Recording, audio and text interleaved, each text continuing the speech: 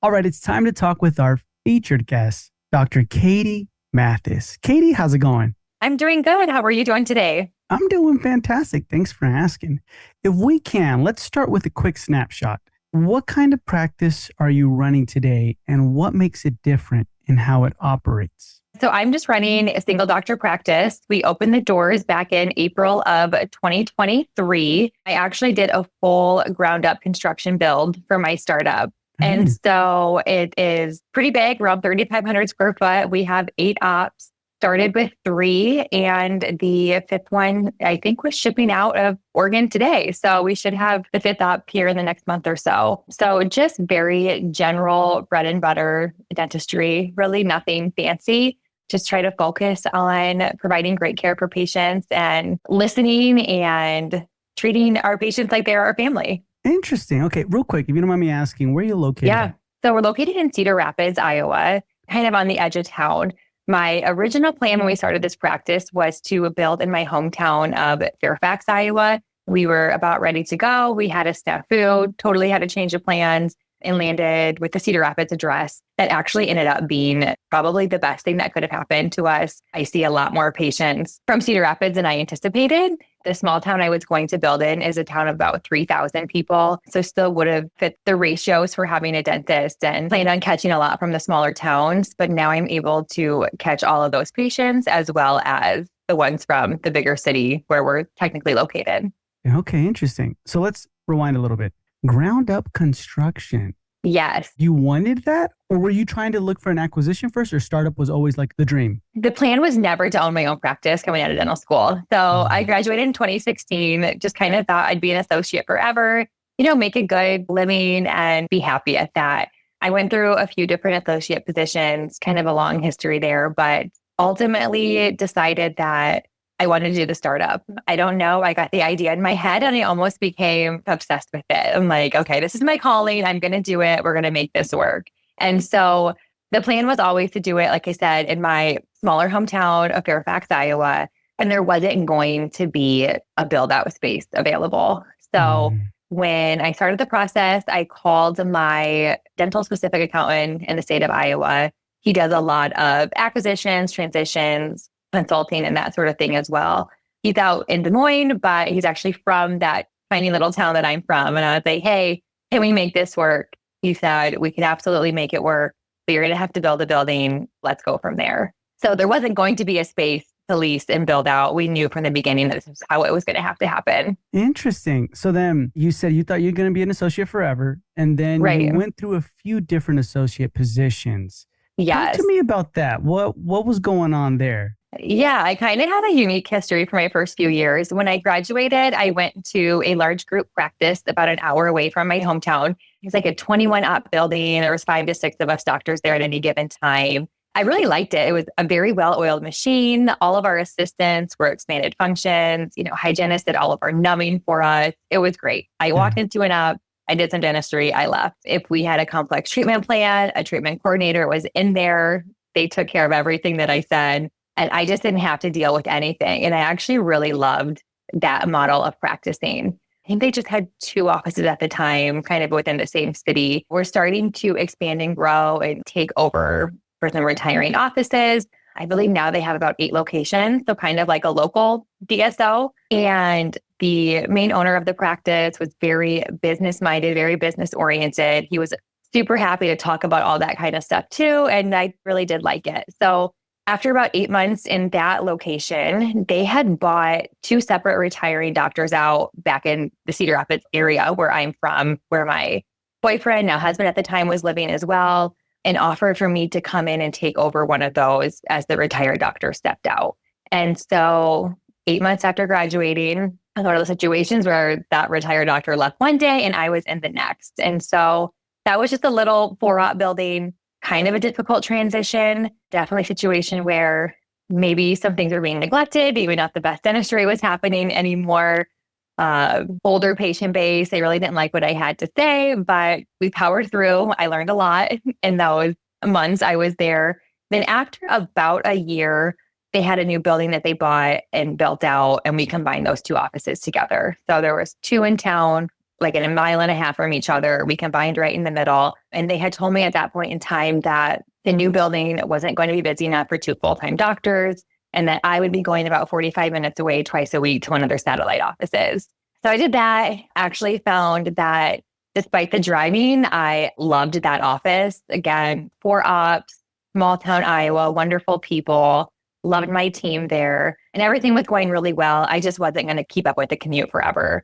Ultimately, they couldn't get me to Cedar Rapids full time, so I left and went to another practice. So that was about 3 years after graduating. That practice was a single doctor, gorgeous office, all kinds of technology, lots of cosmetic work being done. Super interesting to learn from, but he had a lot of health issues going on. His reliability at work was very poor, just not showing up, not doing anything to grow the practice, and ultimately not busy enough. It all just kind of clicked that I wanted to do things my own way. I was kind of sick of being the doctor that people got just because there's left, and I was the one who was hired to fill the shoes. You know, you Mhm. hear so many times, well, you're not Dr. So-and-so.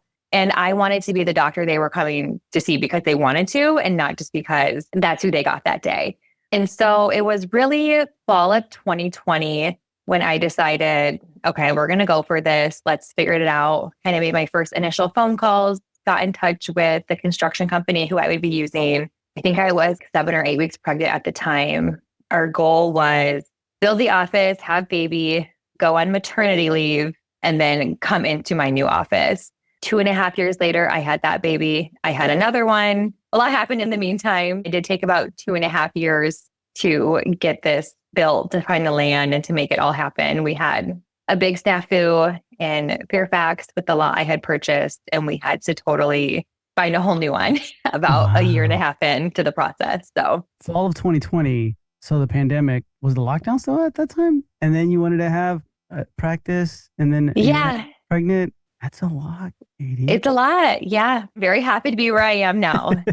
Yeah. Okay. So then let's talk about that a little bit. The associate, the first one. You mentioned how you went through a few different associate positions. What systems did you get from some of these associateships where you're like, man, I'm going to take these systems and I'm going to run with it. And now you're running with it and you're kind of maybe like made it your own kind of a thing. A lot of it's on the clinical side of things and utilizing your team members to their highest capabilities. So Mhm. in Iowa, we have level 1 and level 2 expanded functions assistants. Level 2 assistants can actually place fillings. I don't work with any of those, and I don't really plan to do that. But our level 1 assistants, they can pack cord, take impressions, make temps, and do all of that for you. And then our hygienists are also able to give local anesthesia. And so that first office I worked in, the assistant would bring the patients back. Hygienist would have the patient numb. I would just walk in the room and do the dentistry. And I actually really liked that and that Mhm. hands-off side of things. So finally have an expanded functions assistant here and kind of working towards a little bit more of that. It allows you to get a lot more dentistry done in a day also. You can kind of bounce back and forth when you have someone handling those smaller tasks. I loved having a treatment planning coordinator who Mhm. would take all those numbers and letters you rattled off as where these fillings needed to be done. They would go ahead and they would help decide what needed to be done first, and all the financials with the patients. And so going from that to being a startup with a really small staff, that's really been one of my biggest challenges is I have to be a lot more patient forward, Yeah. talking to them a lot more, talking to them through some of these things and trying to train my team here how to present those treatment plans and handle the back end side of things a little bit more. Interesting. I like that. So you liked having the treatment coordinator kind of handle everything. And then at the same time, you just wanted to kind of get in there, do your Yeah, thing. I don't like confrontation. I don't let Like, someone else tell them what they need to do, but I'm getting a lot better with that now. yeah. Have you noticed? Hey, I've had to do a lot of confrontation since a business owner. Or, Not too much. The angry patients are handled pretty well by my gal up front. She's wonderful and yeah. she knows that I don't like that sort of thing either. It always baffles me, these people who just like it doesn't bother them to pick up the phone and be like, hey, here's the problem, or like, hey, you owe us this money. Like I could never ever do that. And so surrounding myself with the right people is definitely key for my success. But it's getting better. I think That's good. we're That's working good towards though. it. Yeah. No, I appreciate that. You mentioned something where you had to transition and it was difficult from the first office to another office. It Hmm. was an older population, older staff, but you learned a Yeah. lot.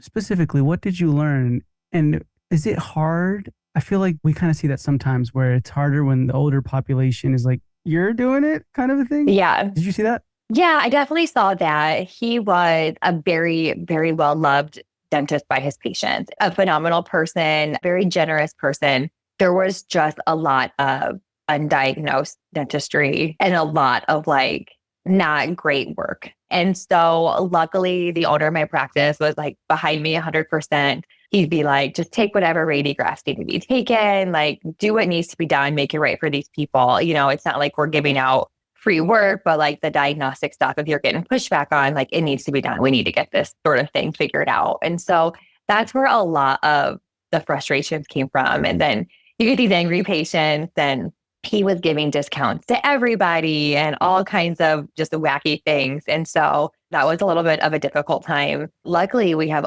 amazing specialists in our town as well. And a lot of them had reached out to me as a newer doctor coming in. I had all their cell phone numbers. They were like, we know what you're seeing and we are here to help. And so lots of phone calls and texts and pictures back and forth to oral surgeons and endodontists. And we got through it. But being, 8 months out of school, I mean, it was just, all right, next week you're moving to Cedar Rapids and you're taking over for this retired doctor. It's like, okay, Yeah. here we go. Interesting. It's like good training, like kind of just going there. It was great. It was a good experience in that way. And that was one of the things that solidified me really not wanting to buy a practice and come in and take over for someone. Like I would rather just do it my way from the beginning. And I think for my personality, that's been a lot better. Yeah. No, that's true.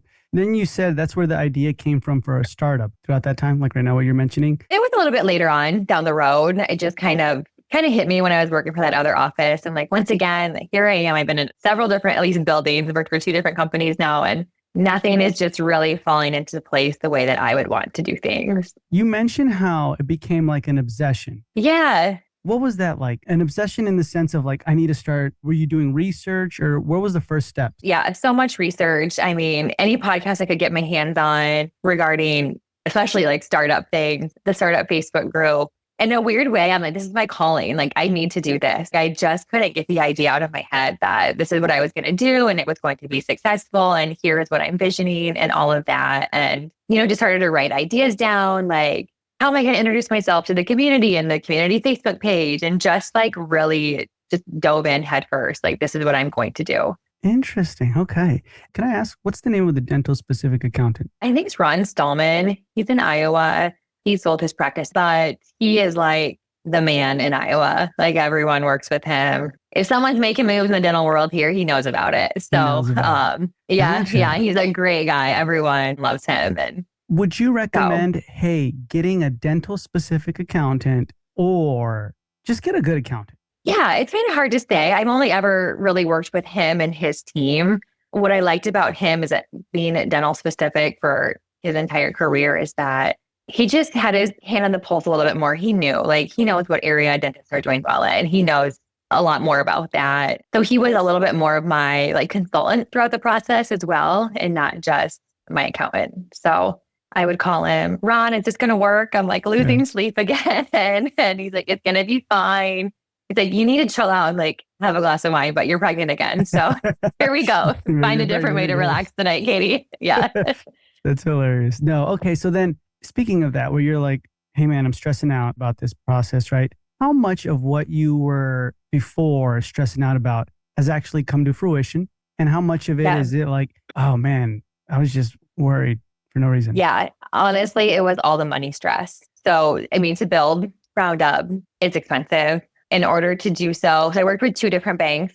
I worked with Bank of America, and then I worked with a local bank in our town of Fairfax. And so I went to the bank in Fairfax. They were super excited about a dental office coming to town, and they wanted to help in any way possible. My dad is a local farmer in the community and has worked with them a lot and had a lot of personal ties to the bank as well. And so in order to get the money to do this, we had to use farmland as collateral. So my dad offered that up to secure the loan so we could do no money down financing on the building. This is not the lean and mean approach. We spent a lot of money, and I would be like up in the middle of the night, like punching numbers on my calculator, like if this many new patients come in and I can make this much off each one, like how much money am I going to make? And it's been fine. Like we've been a success, but that was really pretty much all of the stress. So then if you don't mind me asking, how much was the loan for? for about $2 million. dollars. 2 million.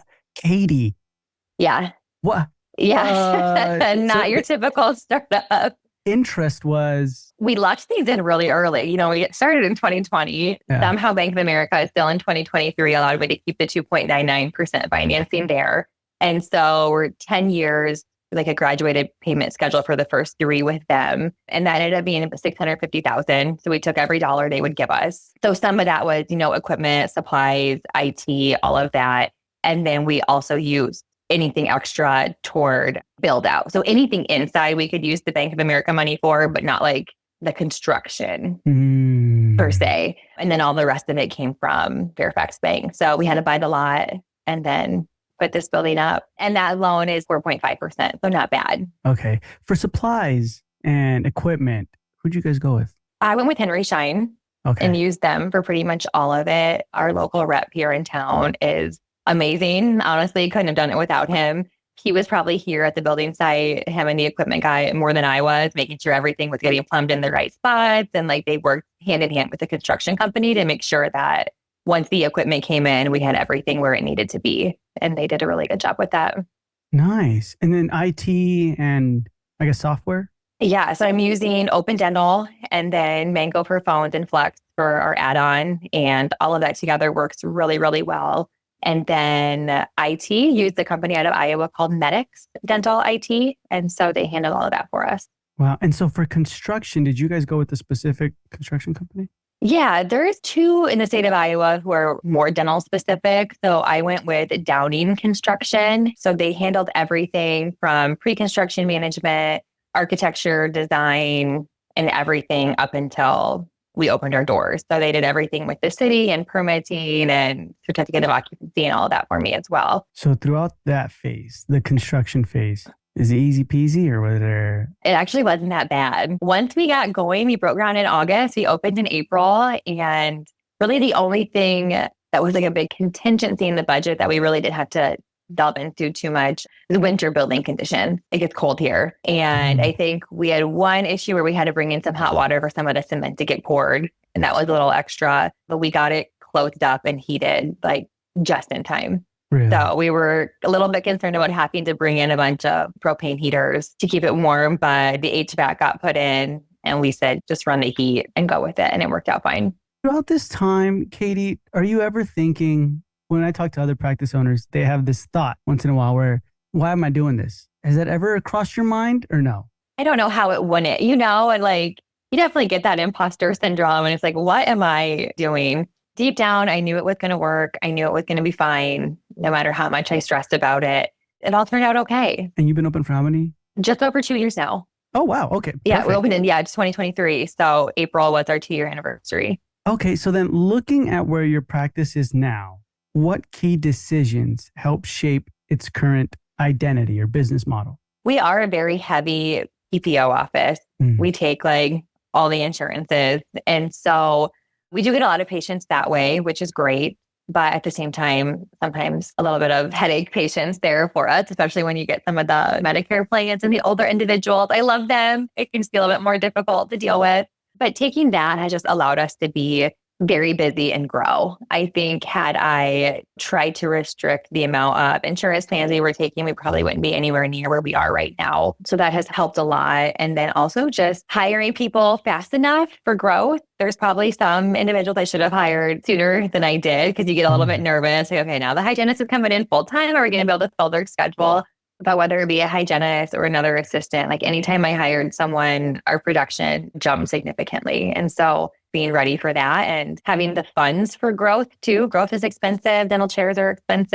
X-ray sensors and nomads are expensive. And so just having some financial stability there too to grow was really important to get us where we're at now. Oh, interesting. So then you mentioned headache patients. What does that look like? And will you ever drop these type of PPOs or insurances? Yeah, I would like to eventually. It's almost like my way of giving back.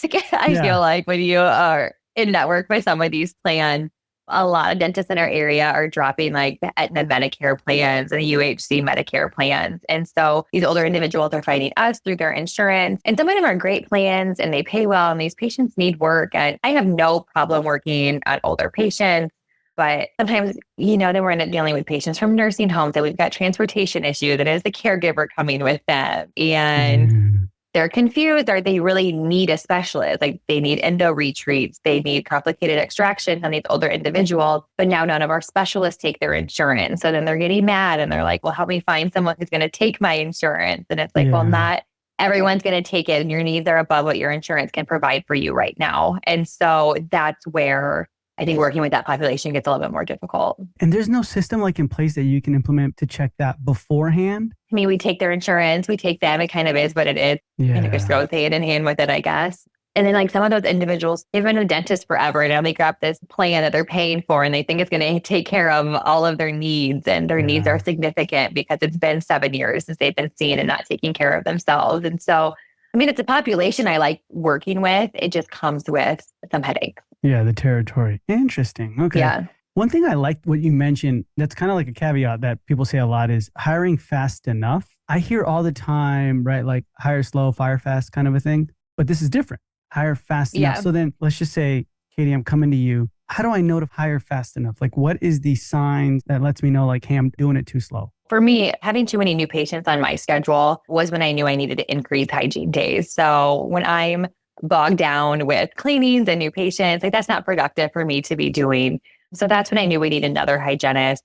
I listened to a lot of the like shared practices podcast and philosophy, and I know they believe in hygiene-led growth and like open the capacity and fill it kind of thing. And so just kind of try to follow that. And like I said, anytime I would add a team member, it was more than worth it. Like a production's going up, collections are going up, even just adding an assistant where I can squeeze in more things on my schedule and bounce back and forth between the two helped a lot also.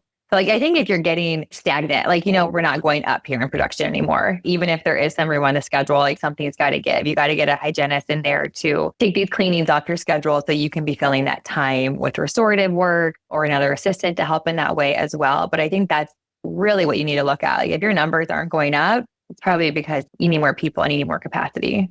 Okay. So then how do you get out of that mindset of like, dang, I got to pay someone now and I'm like tight on a budget kind of a thing, but it's looking like I need to boost it. You know what I mean? Yeah. And I think that's scary. But if you run the numbers, it really doesn't add that much more to your monthly overhead. So look at your margin. Can you afford it? If you can pay them out of what you're doing now, I mean, expect that number to go up when you add somebody. So it's never been that big of an issue. So then do you have a specific hiring process to make sure like, hey, this person is in the right seat, doing the right thing? Because obviously production is going higher. So that means they are, right? But right. Is there a specific process that you do to interview like these? Onboarding or Yeah. interviewing? Well, currently 3 of my 5 team members I worked with in other offices.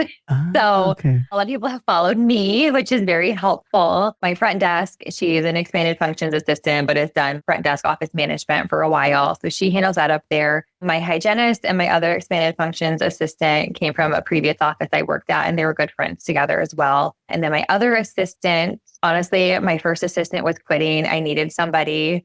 And she applied and was ready to go. In Iowa, we can do on-the-job training for dental assistants. And so she was just a trainee, but came from an Aspen Dental where, they have the infrastructure in place to train these assistants and they're busy and do a lot of procedures. So she's a wonderful assistant. I love her. And then just my second hygienist just started and she's a new grad. We're getting there with her. She's doing really good feed-wise. But I don't know. It's kind of hard to say because a lot of my team members have worked with me in the past. It's slim pickings. So you kind of take what comes your way and just hope it works is how my That's good. philosophy has gone. That's good. That means you're a good leader though. They're following you too. Yeah. I like that. So then have you ever had to fire anyone? So I did let my first hygienist go. Probably held on to her for too long. She was a good hygienist and she worked hard, but she conflicted with patients a lot. She wasn't very nice. We had some patients complain about her, one or two leave the practice because of her. There was one that I called after he left and was like, hey, I could hear the way she spoke down to you. Like, that is not cool. I am really sorry if you had a bad experience today. We're making changes in that department. So I don't think she was all that surprised when it came down to it. And so I had another one ready to go and I let her go. And the new one came in the next week. Okay. How did that go? Because I know you said Yeah. confrontation is a, so how did it go? Yeah, not a great thing for me, right? It actually wasn't that bad. I think she knew it was coming. In the day, I'm like, can you come see me before you leave today? And she came in like with her key ready. Like she knew, Oh, I think, what really? was going down. Yeah, I'm just like, this is going to be your last day. It's not working out. I had talked to her about this before. And so it was pretty quick and painless. Yeah. Okay. But yeah, Interesting. not fun. But I mean, you lose more sleep over it. It's like, it wasn't that big of a deal. It was 5 minutes out of the day. But Um, you do, you're right. You so lose like sleep. yeah, like all week, you're like stomach in the knots, knowing that like, okay, Thursday is the day we're gonna do it. And it's hard. And I liked her and she was really flexible. She started out 2 days a week with me and then went to three. And it worked really well with her schedule and mine, but ultimately just wasn't a good fit with our patient population. There's a book that just came out by Jefferson. I think it's Argue Less, Talk More.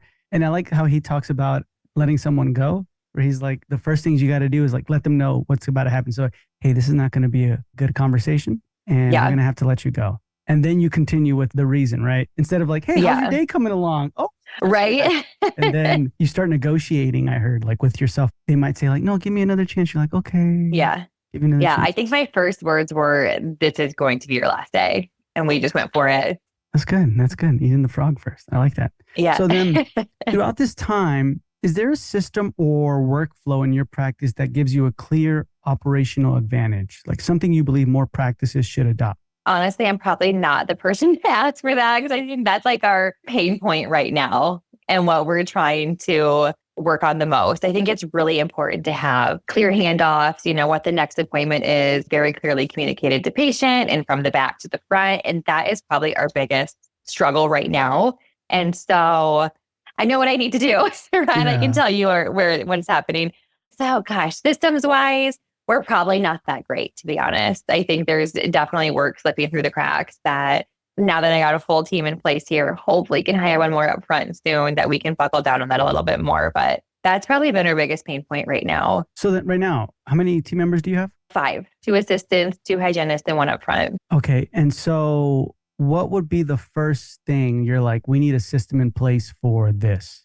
I would say effectively communicating from back to front what needs to happen next for that patient. No matter how many times you tell them, like, set the appointment complete for what we did today and make sure it's accurate. Like, just can't seem to get that down all the time. Because there's only one person up front. She's really busy. Like things need Oh, to be yeah. buttoned up better in the back before they get up there to check the patient out. I think where we're slipping a little bit too, and where I used to be a lot more comfortable with the assistants that I worked with, just kind of handled it with, okay, we have this part of your treatment plan done. Here's where we're heading to next. And making sure the patient is on board and knowing that needs to happen. Because a lot of times they're getting part of it done and they're coming back for their cleaning in 6 months and they like didn't even realize they needed to come back in for Mm, more, fillings or something between that time.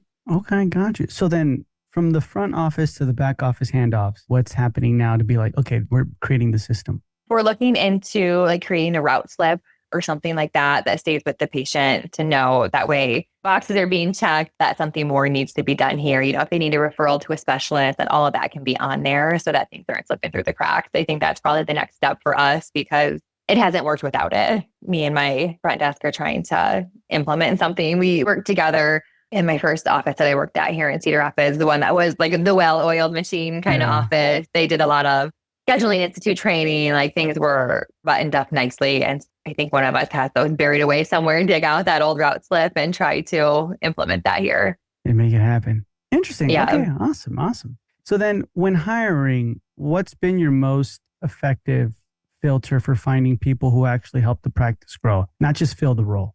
Like I said, a lot of it has been people that I worked with before. And the ones I've hired outside of that, I found them all pretty much on Indeed and then just filtered through from there. But you don't know how good a hygienist is until they get here anyway. And so for me, it comes down a lot to personality and work ethic. We're just kind of vibing with them and Yeah. seeing how it's going to work that way. And then just hope on the clinical side of things that it translates. But so far, we've been pretty lucky with that. I've got a really great team of people right now. No, it's awesome. From the companies you mentioned, Flex, Mango, the construction company, all that, which of those companies has had the biggest impact on your growth or your sanity? What made them different? Honestly, like I really loved everyone that I worked with. Our construction company handled things amazingly. My site superintendent was awesome.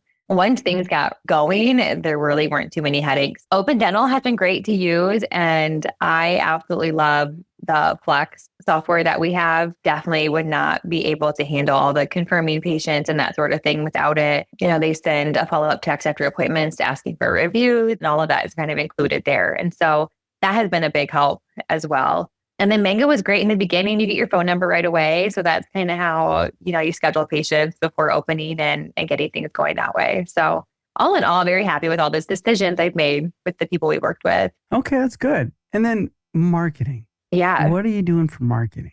Not a whole lot, to be honest. So before we opened a few weeks, I ran some Facebook ads just to get things going that way. That helped fill the schedule a little bit, like posting in some of the smaller town Facebook groups around here as well. I consider my marketing dollars the insurance write-offs that I make every month being in network with auto plans. A lot of patients find us that way. And then there's a big, beautiful building that's highway facing. We have tons and tons of people just drive by every day and see it that way. So that's where a lot of our marketing dollars are at. I pay like $50 a month to have a half-page ad in the Fairfax newsletter. We get patients from that. It's like church bulletin, little things here and there. We'll be at the parade this weekend throwing candy out in town and stuff. Cool. And just little things like that. So far, it's worked out pretty well. We average close to 50 new patients a month. That's really, really good. You mentioned you post in the community Facebook groups? Yeah, like before getting started, just like introducing myself and who I am. I'm from the area. This is who's opening up that building down the road and that sort of thing. And we definitely got some people from that. You don't do that anymore or no? Not really. It might be time to start doing a little bit more now with the second hygienist starting, but we didn't have room to take on that many more new patients than we were currently seeing. Yeah, because your growth was, you were saying, right? Yeah, it took off pretty quick. Yeah. That's incredible. So then let's talk about one of the hardest lessons you felt like you've had to encounter. Like, so what's a painful mistake or failure you went through in your practice? Something you wouldn't want to repeat, but kind of hindsight, you're like, needed to happen, glad it happened kind of a thing. Some of it probably comes down to keeping that hygienist on longer than I needed to. Like I said, I know we lost a few patients from having her around. Oh, really? Yeah, there were some instances. Some people just really did not like her. They clashed and it should have been a little bit quicker to get rid of her, I think. And then kind of like what I was saying before, was just the not great systems in place. Like I wish we would have been doing something from the beginning, because it's a lot easier to do that from the get-go than it is to try to implement that down the road. So I think spending time, a little bit more training that way would have helped us more now, but we're getting there. We're learning. So letting go of your hygienist sooner and then having more systems in place from the beginning. Yeah. That's interesting, especially like if you grow really fast. Because at first you're like, well, it's not that big of a deal. Just 3 of us here and 1 patient at a time. Like, we'll figure this out. It can't be that hard, right? And then all of a sudden you get busy and then things just start to fall through the cracks a little bit. That's true. So then from that point, what have you seen kind of like start falling through the cracks that it's okay? You know what? We see this a lot on Facebook. People are saying you shouldn't, but I'm experiencing it and it's okay. It can fall through the cracks. And some things were like, hey, it's not okay if that falls through the cracks. Like, we got to plug that in pretty quick. Yeah, it keeps coming down to just not getting patients scheduled back for additional treatment appointments, I think, is what's really falling through the cracks. We haven't had like a day where all of a sudden like some lab case isn't there. Like all of that is tracks pretty well. I think it's more just getting patients back. My hygienists do a great job of like appointing their 6-month appointment, but those treatment appointments in between is where I think production-wise we could be doing a lot more if we followed up on that a little bit. Yeah. And do you have a treatment coordinator? No, my friend kind of handles everything. If it's a small plan, my assistants are fine presenting that to the patients as well. But I am pretty strict on making sure every patient has seen the treatment plan and signed it before starting. There was one office I worked in where they never even told patients what costs would be. They just did it and they got a bill and like that didn't go over well. Yeah. And make sure that doesn't happen. Interesting. So then are you part of the treatment acceptance process or no, you take yourself out of that? Not a whole lot. I kind of like to be hands off on that. I mean, I show patients, I think having, an intraoral camera in every op, taking pictures and showing the patients what you're seeing does wonders for case acceptance. So I'll go over all of that. I'll talk with them with like what their needs are and stuff. Mostly it's the financial side of things that I tend to stay out of. I don't know. I get uncomfortable talking about that with them for some reason, but I try to help the assistants. Okay, here's what's first, how much time we need for this, this, and this. And then they take it from there. But yeah. From that point, do you see treatment acceptance percentage like, hey, it's pretty great, it's fantastic? Or looking back, are you kind of like, man, if I probably would have stayed longer, like, you know what I mean? Yeah, like guide them. Right. I think we're starting to hit that point where now that we're 2 years in, I'm seeing these patients for the third time and it's like, that still hasn't been done. Like, why are we not like, I should be talking about this more with the patient versus, telling the assistant or hygienist, okay, they need a crown and 18 and expecting them to handle it from there. So I think definitely starting to notice that failure in myself a little bit to do that. That's next for me. Do you think for you, would it be better like, hey, I'll do that? Or do you think like, no, I mean, we'll work on it, but at the same time, I want a treatment coordinator, like someone specific who's just solely focused on that? Yeah, I would like that. I'm hoping in the next few months, if things ramp up as I'm expecting them to with the new hygienist here, that we'll be able to afford another person who can help up front and then be the one to handle those conversations too. Okay, that's good. Interesting. Really quick, when did you start paying yourself throughout this startup process? Yeah, great question. So we opened in April and I didn't start paying myself until February of the following year. I decided to build up a good business emergency fund. So we handled that first. Startups are expensive. Even with all the money I took from the bank, there was still like more things that needed to get taken care of. I still probably had 20,000 on interest-free credit card of just lawyer bills and things like that to get things going. And then there was about 65,000 from the bank that they're like, we can't put this on your loan. We're going to put it on a line of credit. So I wanted to get that paid off right away, take care of everything else, build up the business savings account, and did all that first before paying myself. And then just probably last fall, started paying myself more what I would consider like an average reasonable salary of a dentist. And then just this spring started taking extra distributions from the company. But when I paid for a whole new up, we've gotten, a new sensor, a new nomad. We just added a ton of hygiene instruments with the new hygienist starting. Like I said, I think that's something that people really need to remember. Like if you want to grow, growth is very expensive in dental. So having all of that on hand to pay for those things as they come took a lot out those first couple of years. I'm kind of hoping after I get this new chair in, we'll get that paid for. And then maybe it'll be smooth sailing, but something's always going to come up that needs to be paid for. So then production and collection, what's collection looking like monthly? Monthly, really just like all of a sudden these last few months, like really, really ramping up. And so last month was 88,000. We're usually in the high, somewhere in the 70,000 range. Gross production finally hit six figures last month and hoping when those write-offs come in, we sit at about a 19% insurance write-off percentage. So not terrible, but we're getting there. Okay. So I would love to see some consistent six-figure months and go from there. So then overhead, what does that look like? It's a lot. There's a lot of numbers that I don't calculate very well. Overhead's a lot. Pretty much all the startup docs recently, they all probably have that 650 from Bank of America.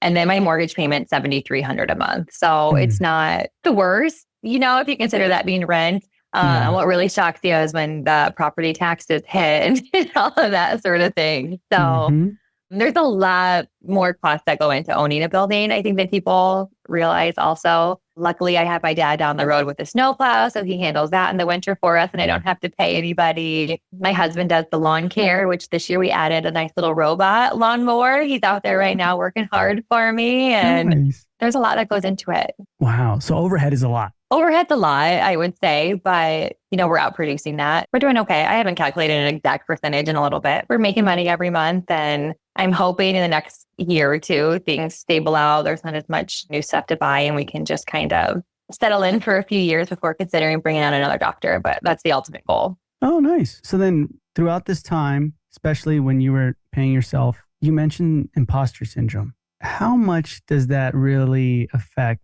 you in the sense of like, I should be here by now. That person's doing it, right? Kind of a thing. Yeah, terribly. Like I feel so behind compared to all of my friends who own practices. We're doing well, but I'm like, God, they must be doing so well. Like I can't imagine what some of these people are, probably making. And it just took me a lot longer to get there.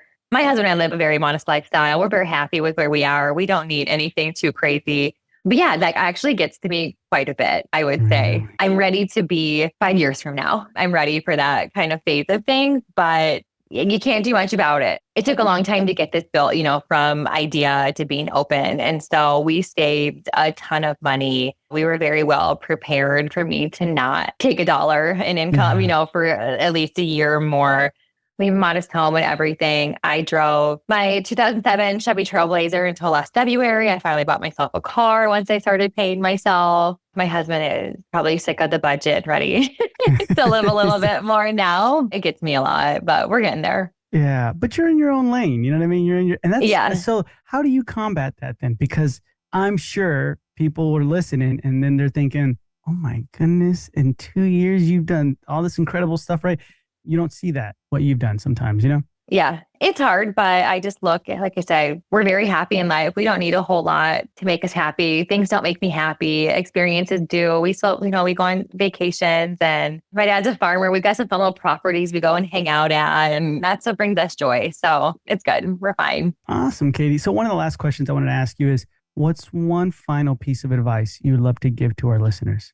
I think the most important thing when considering a startup, location, I think is so incredibly important. None of this would be possible if I was in like a deeply saturated area. Like I'm Mhm. not the Instagram, TikTok dentist. Like that's not me. I need to be somewhere where patients need a dentist. So they're going to come see me. I'm not the face of things a whole lot. If that's you and you can go out there and grind and get people to come in, more power to you. You want to make it a little easier on yourself. Find a place that needs a dentist.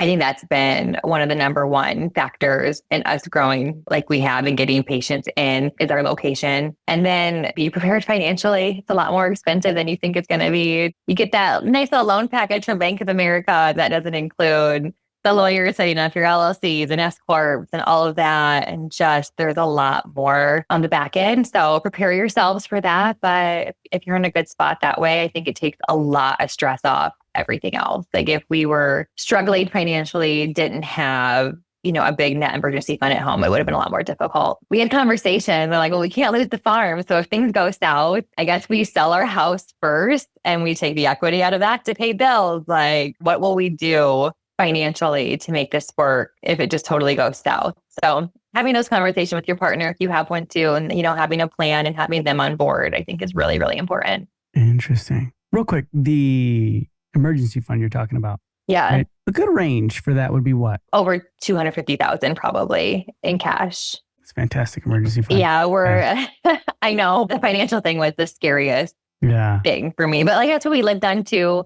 I mean, most of our bills we paid out of my husband's account, but I still had student loans and daycare is expensive and things pop up. For me, that was good. I don't think it's unreasonable at all to have at least 100,000 saved before going into a process like this. I mean, we probably, on top of the loans, invested at least 25,000 of our own money. Things pop up and need paid for as you go along that aren't covered in your load package or before that kicks in and you open and all of a sudden you need more stuff as well. And so being prepared that way. And Yeah. it's crazy when you go from a high earner to literally $0 for almost a year. It's scary, but it can be done. Different mindset. Awesome, Yeah. Katie. Thank you so much for being with us. It's been a pleasure. But before we say goodbye, can you tell our listeners where they can find you? My practice name is Prairie Creek Dental. We're located in Cedar Rapids, Iowa. Our website is pcdiowa.com. If you really want to get in touch with me, you can email me on my personal email, which is katiearp@gmail.com. I've been married 7 years as of Monday and still haven't changed the maiden name from my email address. We'll get there one of these days. No worries. Awesome. So that's all going to be in the show notes below. So, Katie, thank you so much. And we'll hear from you soon. Thank you, Michael. Have a good one.